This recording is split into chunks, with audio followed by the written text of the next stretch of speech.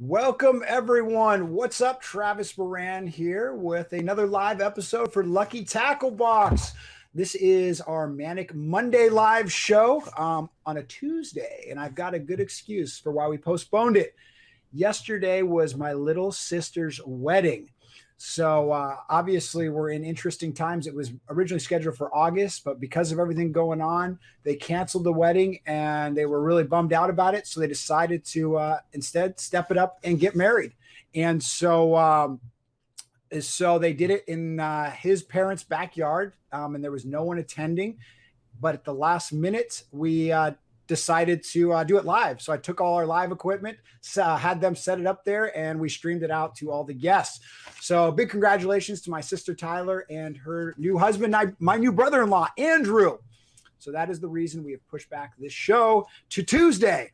Some other things we got going on the show. We got some fun things for you guys. First of all, we're going to be giving away more money, $100 that we're giving away every single time we do this show. And that's for the hashtag Bass Money LTB. All you've got to do is take a picture of any of the lures from your latest box, post it on social media with that hashtag Bass Money LTB, and you could win $100. And we're going to be giving away that, making that announcement here a little bit later in the show.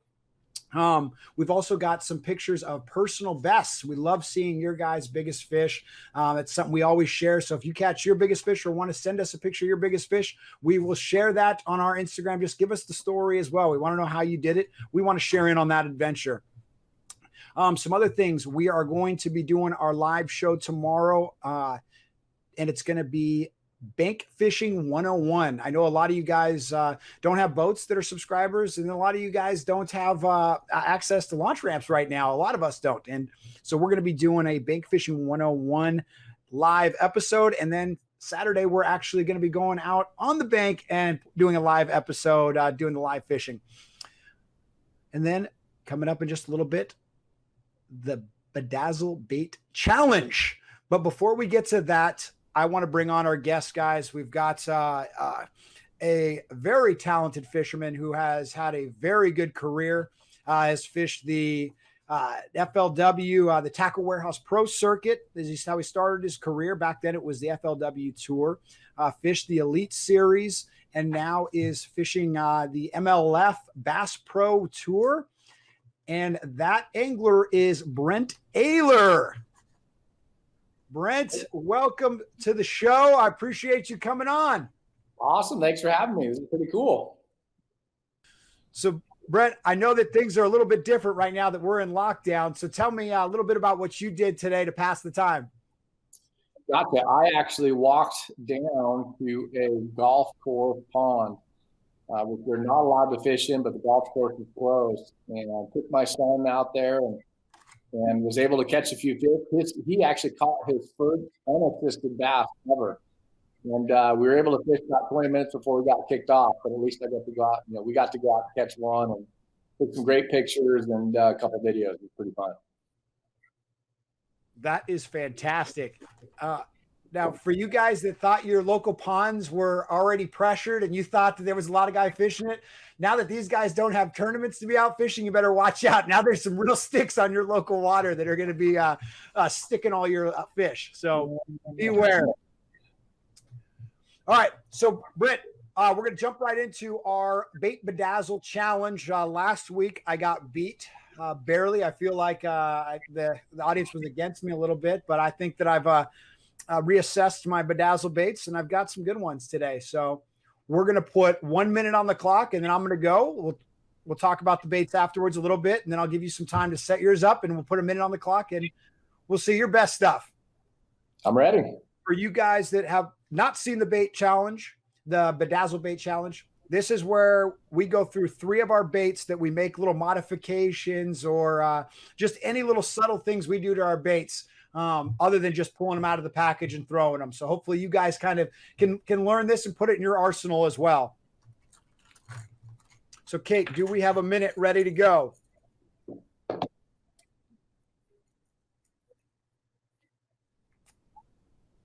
All right, give me the countdown, Kate. Oh, and we're going. Guys, I start with a spook, and I change out the first hook with a big old whopping hook. Then I go with a red treble hook in the middle, and then a feather hook in the trailer. This is my springtime bait. That bigger hook makes this spook sit deeper in the water, and when I work it, it really digs and churns. It makes nice, big, deep kind of splashes and clicking noises. Then that feather hook, when it's on the pause, that draws them in. Great little bait. Modify every one of the hooks there. Then I've got a Swim Cinco. I put a split shot that you want to make sure you have that little tag piece on the split shot as well. As you bring this through the little spring grass, it gets caught up in that grass, and you want to just put enough pressure to pop it free. And as you pop it free, it's going to do a little swim down, and that's what's going to generate strikes. That little split shot is key. Last thing, stick bait. You have the little weighted hook. You want to hook it just not in the middle, to the side. And if you hold a little if you hold your line kind of tight near a dock or near some vegetation, it will actually swim to that side. So you can have it swim under a dock and really guide this bait underneath a cover and structure. That's what I got. And I think I was a little bit over. We'll take off a couple more. But that's my 68 seconds. Almost. I am. Yes, I am ready. No, actually, I like two of the ideas. The one idea with the Swim Cinco was actually really cool. I like that. And I saw a red 00 on that time clock pretty early on. So I don't know. I think the whole waxy rig and swimming under a dock doesn't even count. That thing wasn't even on there.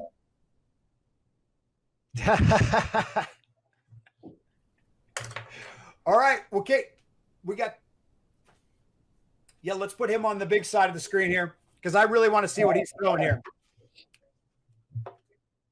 Because if not many people see this, I'm going to do a video on it next week here.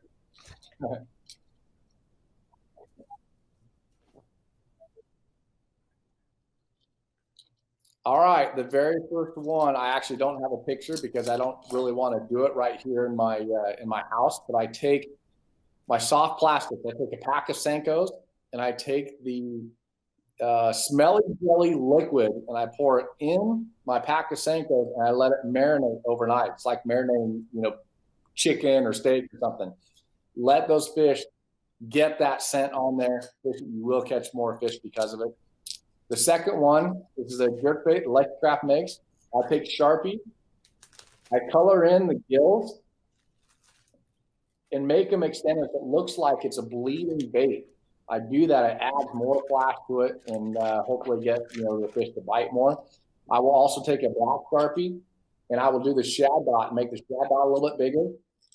And again, just get those fish to actually bite it. Now the other tip, man, I'm running out of time. I take the Senko and do two different colors on the tail. I do two different colors. I'll do orange on part of it, and then I'll do chartreuse or red on the very end of it. How's that? Sorry. So two different colors on a Senko. So I'm out of time. Sorry. But people need to know that. Love it. Quick.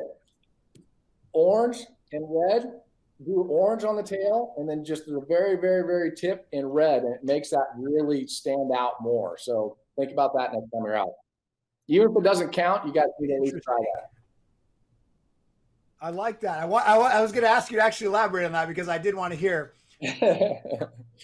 No, it really makes it stand out. I probably do it with jigs as well, with a jig trailer. And there's something about doing orange with the red on the end. It's crazy how much that stands out in the water. Wow. That is a very good tip. I think a lot of people are going to be giving that a try, ordering some more dye pens as well. And then the interesting thing is last week I was beat by Kevin, the bait man Baxter, and he also put the little shad dot on his jerk baits with a Sharpie. But I like the little red as well. I like the little bleeding. It does seem like that just predator fish just understand that red is weakness. Red is opportunity. Yeah, and I'll do the gill flash, and then sometimes I'll also even do in the belly. What I've done too is sometimes I'll do it red, maybe around the actual treble hook, so it gives them somewhat of a target as well.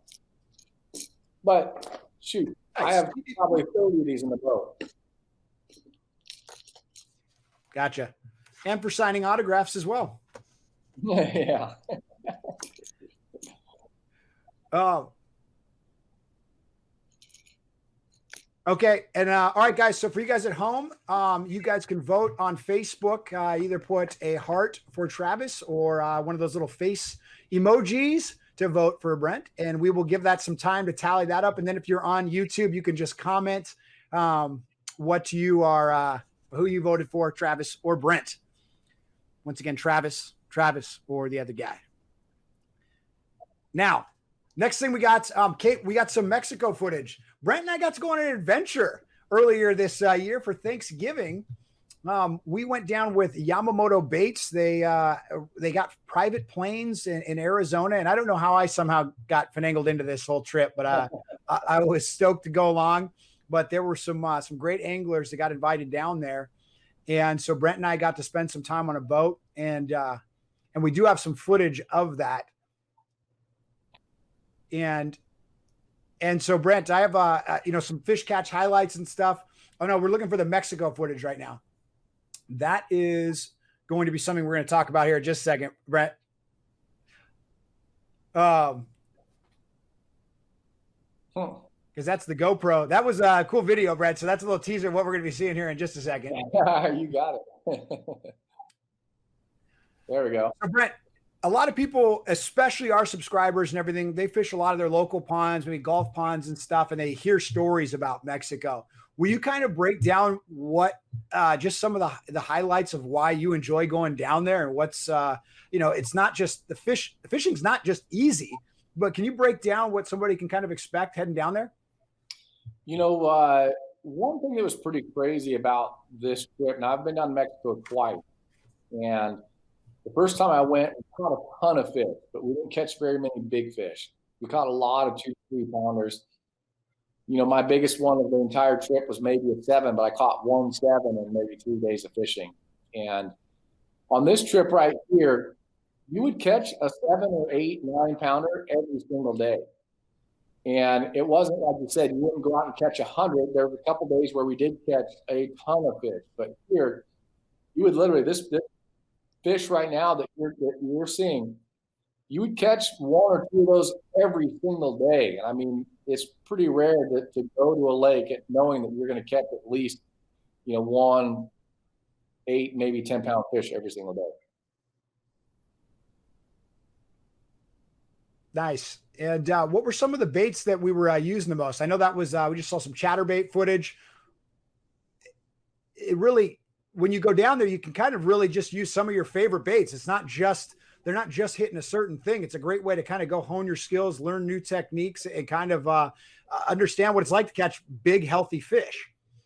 Yeah, it is. We caught some on some bigger swim baits. We caught some on the big deep diving, Lucky Craft crankbait. And, honestly, I think the best bait down there for catching big fish was a 3/4 ounce football jig with of all things, a Senko on the end of the jig for a trailer. Now, apparently, the lake doesn't have any crawdads in it. So anything with a double tail, you're not mimicking the crawdad because they don't have them there. Maybe they will eat them. But the best bait down there was something 6-inch Senko related. And the funniest part is that 3/4 ounce jig with that 6-inch Senko on there, I'll nickname it the palm tree because when you cast it in the air, it looked like a palm tree. You can see the stalk coming down and all the tree limbs on the top flying through the air. It looked like a palm tree. So that was probably the #1 bait.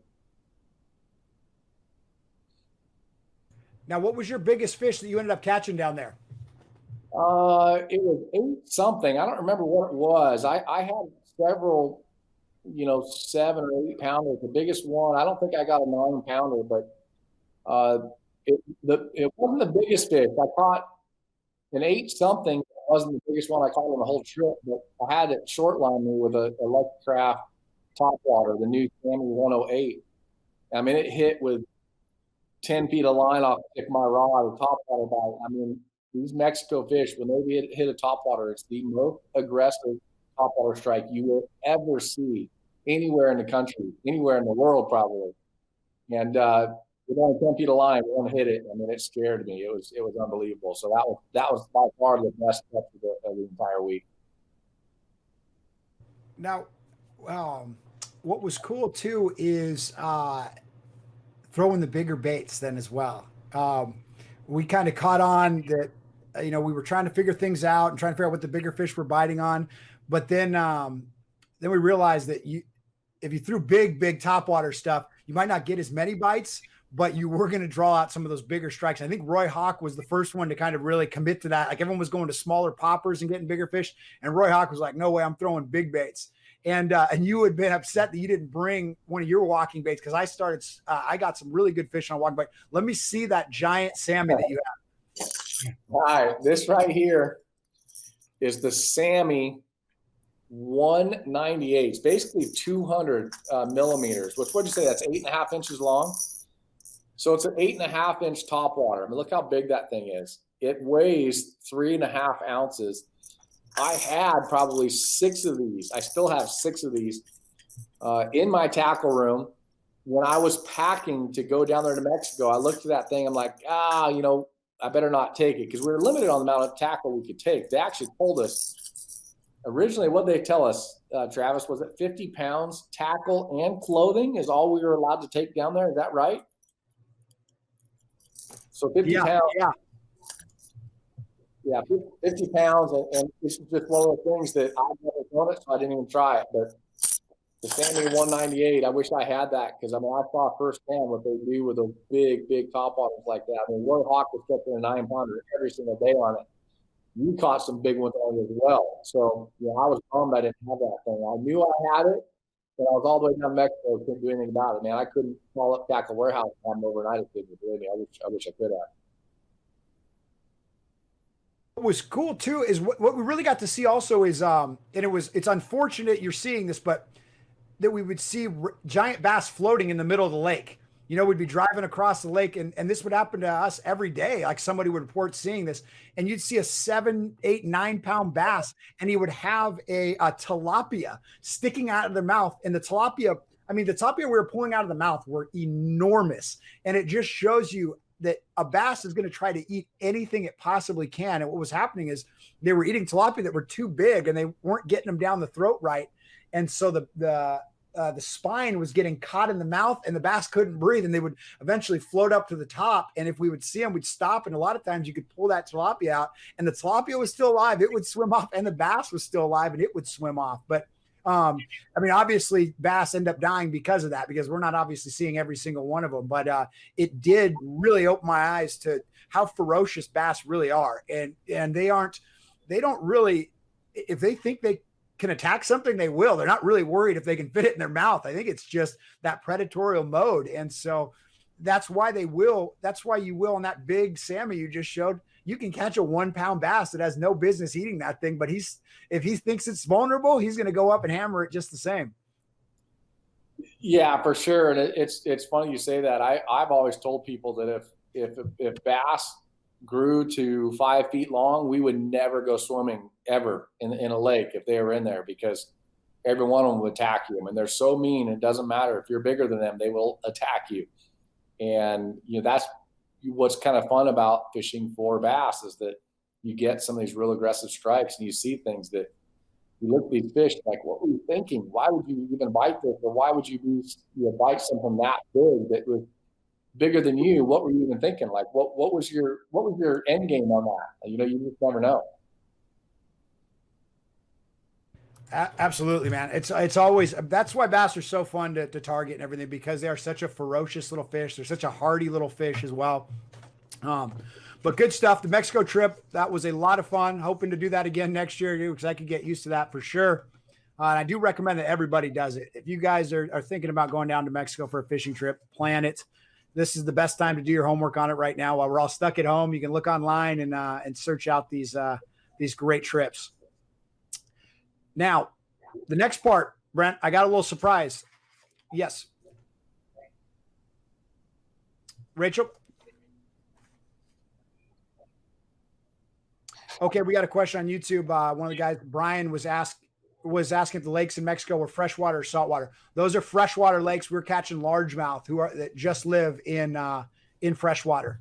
So, and I believe, where were these lakes? It's basically inland from like Mazatlan, right? I mean, it's you fly, if you were to fly commercial, I think the closest airport is Mazatlan. Then you drive like 5 hours inland to get to some of these lakes. Yep. Yeah. It was definitely. And I think, yeah, like you said, Mazatlan is the best place that you could fly to commercial wise. But we were lucky enough to be on more private planes that took us directly to the property. I mean, from the runway to where we were staying was maybe 10 minutes, 5 minutes. It's really close. The crazy thing was too, they had, when we flew in, it's the tiniest, there might be 100 people there in this town, but when they fly in, there were goats on the runway and they literally had to fly in low, scare the goats off, and then come back around and land the plane. So that kind of tells you how small the airport was. It's also doubles as the goat grazing grounds. But all right, so Brett, the next thing I did not tell you about is our new segment that we are calling The Internet is Forever. Now, this is where because I know personally, I have some very embarrassing footage and content that is online from when I was just starting to get into this stuff. And I every once in a while will watch it to humble myself and realize how bad it really was, to then show me like, all right, well, then I have gotten somewhere. Anytime I get frustrating, I can look back at those and be like, oh, I definitely have come a little ways here. And so I did a lot of scraping today. And I don't know if you are very good at cleaning up your tracks or that you just haven't put out that much vulnerable stuff online. But I did manage to find some stuff. And but first of all, one of the things I found that I wanted to show first is because for all these things I show you, I want to kind of get your they're going to bring back feelings, and I kind of want to hear what you were thinking back then, like, oh yeah, that reminds me of this or whatnot. So just talk about what comes to your mind. The first one is this, is we've got Scott up here. You doing this stuff. You guys were both part of the National Guard. I got obviously Scott Martin on the right-hand side. What was going on there? All right. Yeah. So Anglers Marine is my local ranger dealer here in Southern California. And they have a show every November. It's called the Bedazzle. And Scott came out and was a guest speaker at the Bedazzle. Well, in conjunction with that, he came out and we filmed 2 different TV shows for the Scott Martin Challenge. And so he came out, we filmed the 2 TV shows, we worked the Bedazzle. This video was at the Bedazzle in one of the Ranger boats back in the rigging department, and just kind of doing a overview of a Ranger and the different departments and talking about it. They started looking at us. Scott's got his little visor on. We're both wearing National Guard jerseys. I'm assuming we're probably both wearing pleated khaki pants, would be my guess. It's pretty amazing to see some of that old stuff. And that was probably, do you guys have a date on that? It has to be 10 plus years ago. 10, yeah. So I was saying 10 plus years ago. So that's great. I love it. Yeah, that was 10 years ago. All right.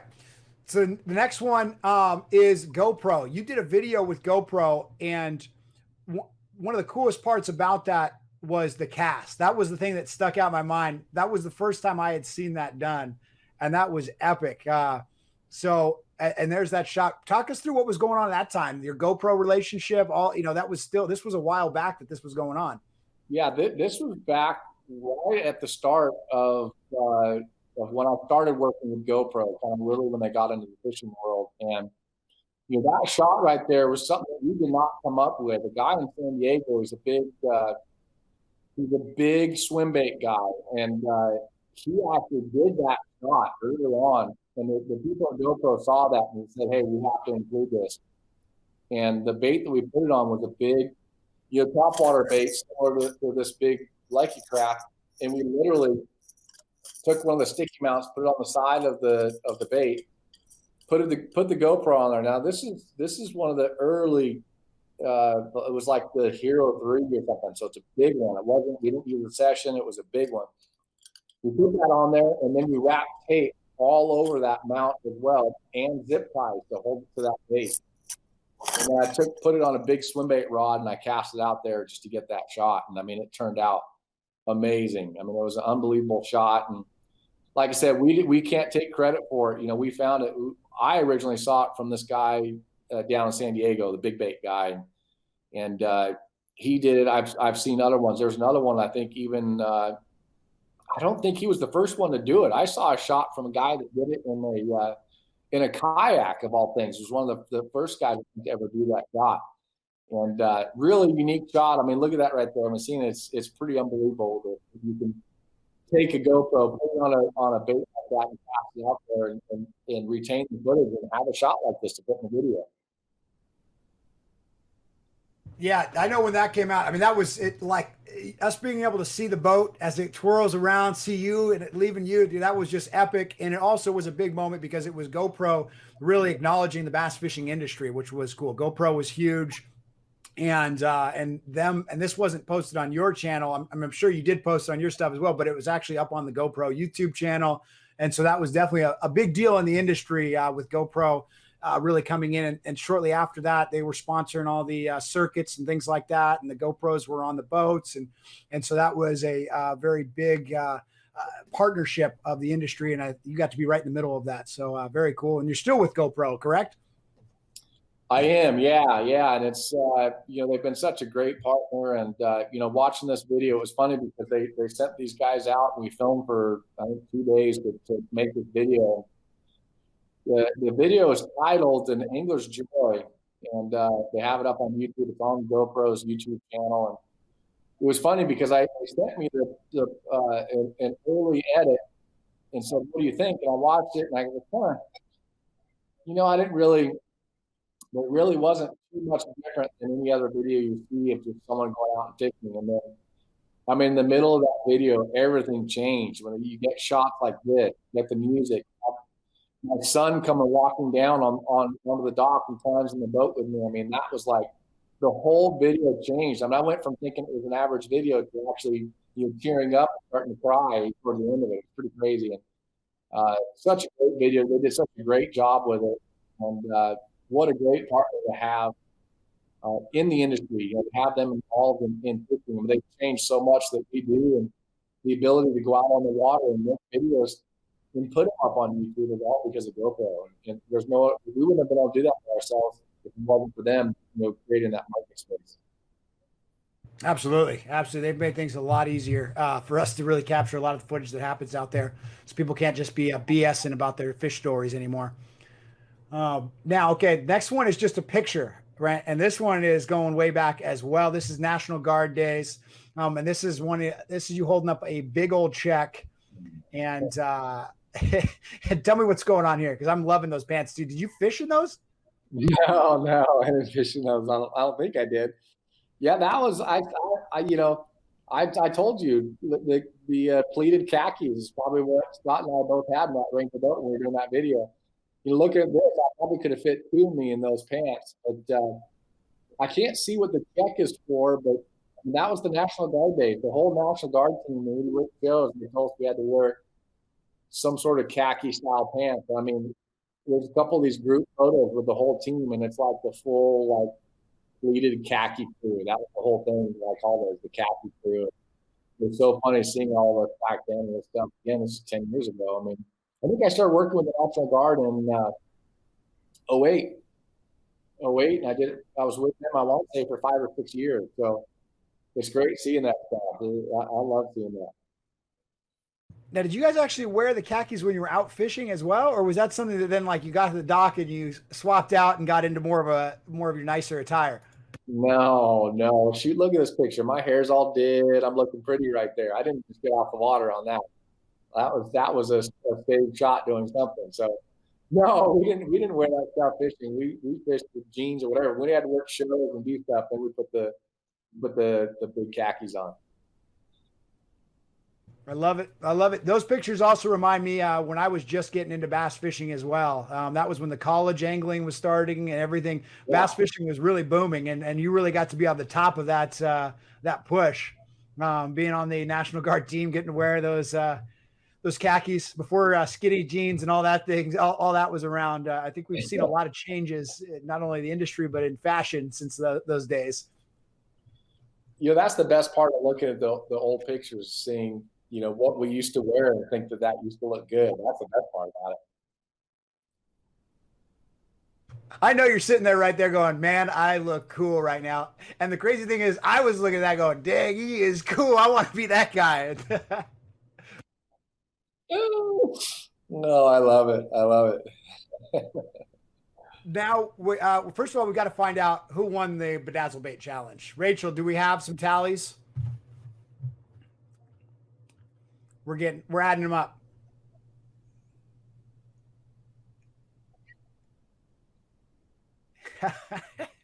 What's that? Right, this game is rigged. Yeah.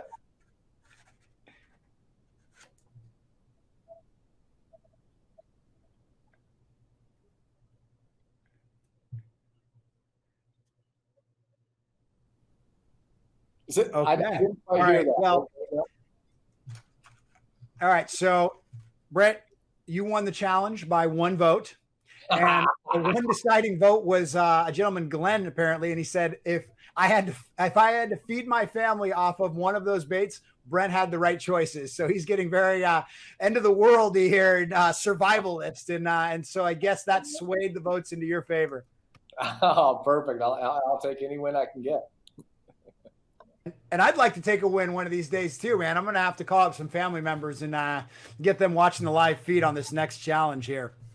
But well, anyway, Brent, really appreciate you taking some time coming on the show today. I guess also, while it's downtime and everything, we all want to, we have tons of time to watch content and stuff. Where can our viewers follow you and check in and watch you get kicked off of golf courses and figure out what you're doing when you're not tournament fishing? Man, I sure appreciate it. Instagram is a big deal for me. It's just my first and last name, fishing. So Brent Ehrler Fishing on Instagram. It's the same on YouTube, Facebook as well. YouTube, I'm not very active with.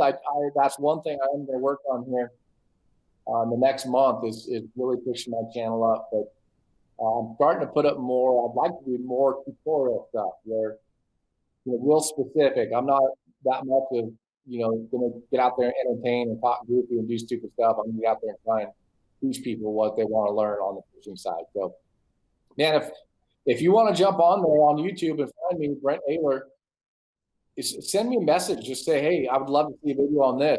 We'll get it done. Just shoot me. I can work on it here in the next month or two. Love it. Love it. You guys go check Brent Ehrler out. Hopefully we'll have him on the show a couple more times as well. And in the description box, we'll leave some links for how you guys can track him down. And we'll also be giving you guys some updates if we see him do anything that we want to share on Lucky Tackle Box. He's got a cool picture of him organizing his tackle room right now, which when you see how much tackle is in the middle of this room, you're going to be amazed. And so he definitely needs to organize it or maybe give it away. I think you even mentioned some giveaways maybe in the future. I'm going to, jump over to my Instagram page and Facebook, Brent Ehrler. And here in the next, it's going to take me, I'm hanging slat wall, pegboard, that kind of stuff here today, tomorrow, maybe the next day. I would say early next week, I'm going through all that stuff, and I'm literally going to pull boxes on boxes of stuff out and start giving stuff away. And I'm going to have some really cool, actually, my wife came up with the idea that I'm going to pull out a box, and if you win whatever in that what's in that box, and you're not going to know what it is. So it might be something really big, or it might just be a couple of tweaked, packs of Senkos. You pull them out of the box, and they're sitting like that. They're not even straight anymore. I don't know. My guess is there's going to be some really cool stuff in there, but there'll be some mystery to it as well on some of the stuff. So keep track, and anybody can win. That's gonna be. Love it. It's going to be like Storage Wars, dude. You're going to have a lot of people wanting to get those boxes. Well, Brent, really appreciate it. Now, I hope to talk to you again soon, brother. Awesome. Thanks so much, you guys. Thanks for having me on. Bye. Thank you. Absolutely. Thank you. Bye, Brent. All right, guys, we've got we'll take some questions here as well. If you guys got any comments or questions here in a minute, but we've also got some announcements. We are going to announce our, let's see, $100 winner. Guys, I said we're going to be giving away some money. Let's stick with that. We've been doing our hashtag Bass Money LTB. So if you guys, all you need to do to qualify for it is take a picture, take a creative picture, because we as an office, we decide we want to be the winner. And so it doesn't have to be out fishing. It can be in your apartment, in your house, wherever you want, your backyard, something creative with your latest lures in your box. It could be one lure, all of them. And then hashtag Bass Money LTB on Instagram, and we will announce the winners. So how about we announce today's winner is Zach Wood. Zach Wood, congratulations. You just won $100 for posting a picture. Lucky Tackle Box is paying right now. I love it. I know you guys need some money right now. I always need some money. And so use the hashtag Bass Money LTB. Thank you, Zach. Congratulations. We'll be reaching out to you to get you paid. Some other things. Let's throw up some personal bests. Guys, we love seeing people catch their personal best. You know what this is all about is getting better, is learning, is expanding our tackle boxes, and with the hopes that we catch more fish and bigger fish. And so we're going to take a look at some of these pictures right now. Oh, there's a 6'8". I like that. That's a huge bass. And that looks, and it's always, you can always tell when people are by themselves or they are with somebody that can take that picture, because that's what you end up when you catch that personal best and you're like, how do I take a picture of this? And so you try to do the selfie one, but then you realize that like all they're seeing is like the eyeball of the fish and you. And then you try to hold it out, it doesn't work. And the picture you're seeing right there is kind of like the best you can take by yourself, which doesn't really show how big it is. But they also weighed it and told us the weight. And I think we got another one. There we go. And this person fished with a buddy, obviously. Look at the size of that bass. No weight. All right. Bama fishing. All right. So this is the other thing the other problem you run into. He didn't include the weight of it. And I will promise you the reason he didn't include the weight, because you always include the weight of your biggest fish, is because he didn't have a scale with him. And that's something I have run into in my time as well. I caught what we estimated as a 10-pound spotted bass one time, which was right around the current world record at the time. And I didn't have a scale. And so I will always regret that. And I wish I could say I've never left home without a scale, but I've done it many times still. So I feel you, but I will tell you that's a huge bass. And so I'm glad you shared that with us. Guys, make sure you just hashtag Lucky Tackle Box and show us your biggest fish. Show us your personal best. I don't care if it's 2 pounds or it's 10 pounds. If it's your personal best, I remember how exciting every time I caught my personal best, how excited I was. And that started, I think the first time I ever recognized the biggest bass I caught, it might've been 2 pounds. And I was like, this is the biggest bass I've ever caught. And then from then on, it was all about beating that. And if I'd catch a 2 1/4, I would be just as excited. So I love seeing those pictures. I still remember how fun that feeling was. Guys, bank fishing. I told you guys we're talking a little bit about bank fishing. This week, we are really going to be going strong in the bank fishing. You saw Brent Ehrler. He's fishing from the Gulf Pond because he can't get to any of the launch ramps right now. They're all closed. So we're going to be doing a couple things. First off, we have just put together a playlist on YouTube, which we'll put in the description here. We'll be sharing. You guys will be seeing it on social media, or you just go over to our YouTube and look at the playlist and look at bank fishing or shore fishing videos. And we've got quite a few, actually. I think we've got like 7 videos of different ways to fish from the shore, different things to look for, different lures to use. And then tomorrow I will be talking about, we'll be doing bank fishing 101. And I'll be talking about my lures I use, what kind of equipment, what kind of homework you can do, from looking at Google Maps to looking at the weather, to just basically preparing to go out and fish from the shore, fish ponds or whatever you're going to do. And so we'll be going kind of into depth on that tomorrow. Then Saturday, as long as this all works out, I'm always trying to push the envelope with live footage and everything. I'm going to be going out and fishing live at the pond where I caught my first bass ever. So we've got to check the cell service and everything. And this thing is literally a giant puddle. It's as big as probably your guy's driveway. And you can pretty much 2 casts you could do, and we cast all the way across it. So I'll be up there and reminiscing, but also going through some of our techniques and stuff on how to fish ponds. So hopefully you guys will tune in for that, and we'll be posting that. I think that's going to be first thing in the morning. But once again, we got to go check all of that out. But anyway, yep. You guys see the poll on the bottom right there. We want to know, we're always trying to adapt our footage and stuff and adapt our videos and content around you guys, our viewers. And so we want to know, do you fish from a bass boat? Do you fish from a small, a little aluminum or some kind of smaller fishing boat? Or do you fish from a kayak or from the shore? Make sure you guys let us know on Facebook. You can use the emojis, or on YouTube, you can just comment, let us know. But we always like to know that. And if you enjoy the live, let us know. Hit the thumbs up right now, whether you're on Facebook or YouTube. Make sure you subscribe to the YouTube channel. We really appreciate it. We're doing this for you guys. It's all about the experience at Lucky Tackle Box. We've really tried to not only create the themes around the baits in the box and include all the hooks, weights, line, everything that you need to actually fish these lures. But then once you have that, we've then tried to create great content to give you guys confidence, to teach you guys how to use those baits, and really help you guys grab these baits and understand what they look like underwater and go out and actually catch fish with them. And we enjoy getting positive feedback. We enjoy getting any kind of feedback because we're always trying to make things better here. And I hope that you guys are enjoying that as much as we are, because I know it's been a lot of fun building Lucky Tackle Box back up. So anyway, guys, I think that's all we got for the show. Is there any comments or questions that we need to address, Rachel?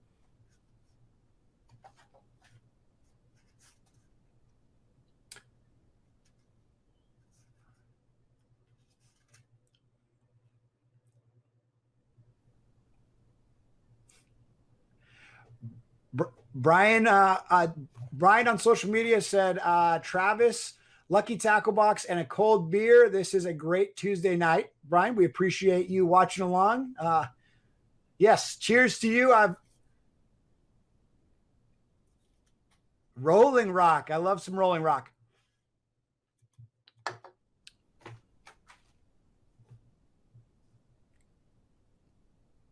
JT Bassing said, you're always a winner in my book. To me, I appreciate that. It's obviously addressing the fact that I've now lost twice in the Bait Badazzle challenge, and I'm having to dig deep. I have to come up with new baits every week, and our guest just has to come up with 3. And so I'm gonna have to figure some real stuff out tomorrow.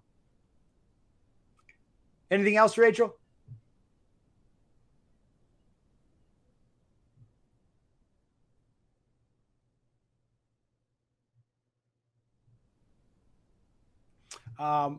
Someone said y'all are doing a great job. We love the content in these times, and so we appreciate that feedback, guys. I know that we are all in uncertain times, and we're doing our best. We're all staying at home. The whole team, Lucky Tackle Box team, is all at their house right now. We're all on this call together and trying to create content for you guys. But I know that with so much going on with us sitting here, we get bored. Hopefully this is just a little bit of an escape from everything that's going on that's very serious in the world right now. So we appreciate you guys spending your time with us. And then another comment was, would you guys go into more time on how to rig the baits? And the answer is yes. This show we do is normally on Mondays, and this is more of a fun, kind of loose, just start the week off. Tomorrow's show is more in depth about the baits. So we'll go over some rigging. We'll really slow down and address some of these techniques, answer any questions that you have that go into a little bit more depth with that stuff. So I appreciate that question. And we've really tried to structure these shows to kind of fit the different people, what they want to see at different times. So anyway, guys, I think that's all we've got. Appreciate you guys checking in. We're going to be back live tomorrow. What time are we going live tomorrow? I think it's 3 o'clock Pacific Standard Time. 6 o'clock Eastern. Okay, yes, guys, we'll be back live 3 o'clock on the West Coast, 6 o'clock Eastern Standard Time. And then you can do the math to figure out if you're in between those 2 places. But anyway, guys, I'm Travis Moran, and I promise you, no one works harder to help you fish better. I will catch you out on the water.